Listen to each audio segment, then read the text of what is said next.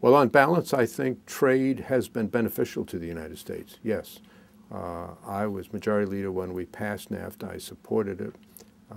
I supported the creation of the World Trade Organization. One of the areas I tend to disagree with the two Democratic presidential candidates, but it's understandable their position is that we ought to, well, they don't quite say we ought to repeal them, but they say we ought to renegotiate them. And if you can renegotiate them, fine, but you've got to deal with the other signatories to these treaties. I think the debate has been incomplete with respect to trade.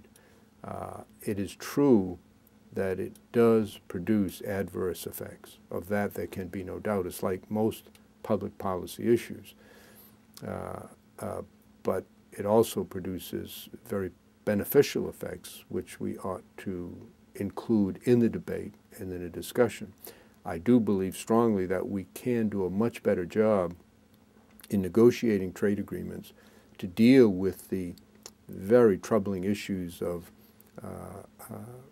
health care, environmental protection, very low wages in other societies, that is, worker protection issues, to neutralize some of the difficulties that we have. We have not done a good job at that, but the answer is not to build walls of protection. The answer is to keep what's working, and trade generally is beneficial, and try to deal with the adverse effects.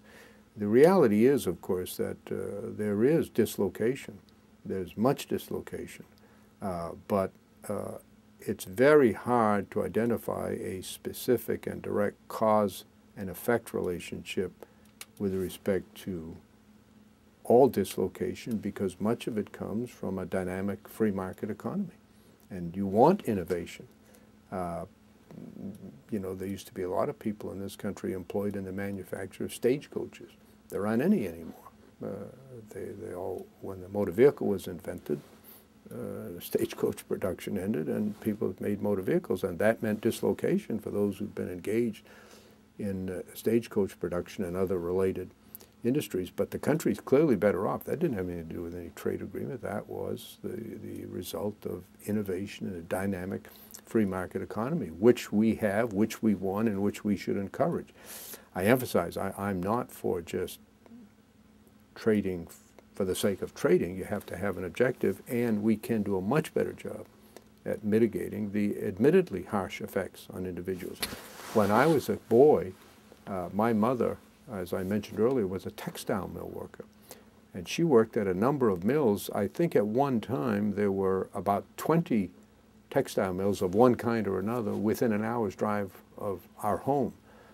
I don't think there's a single one now. They've just gone first to the south and then to Asia. And now there are real effects to that. Maine, in another example, was once the largest manufacturer of all of the states in the production of footwear, shoes. That's pretty much gone now.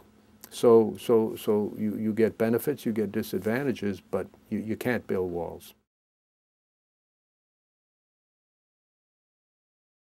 Well, of course, the WTO is a legal regime which is intended to encourage trade while creating a forum to deal with unfair practices in trade. It's highly imperfect. All human institutions are. From the dawn of civilization, every society has sought to manipulate trade in its favor. And of course, for much of what I would call modern history, the tariff or tax on imports was the mechanism by which that was accomplished, so-called protecting domestic industries. But most economic historians and others believe that the protectionist response to the slowdowns of the 1920s and 1930s contributed to the Depression, which in turn contributed to the Second World War. And I think you have to be very careful to guard against that. Now, it's a very different world now. There are 6.5 billion people on Earth. The population is now expected to grow, although population projections are notoriously unreliable because changes can produce changes in human behavior can produce sharp changes in population projections, but I think the best estimates now will peak between 8 billion and 9 billion. That's an enormous number of people with a huge demand for land, for water, for food, for education.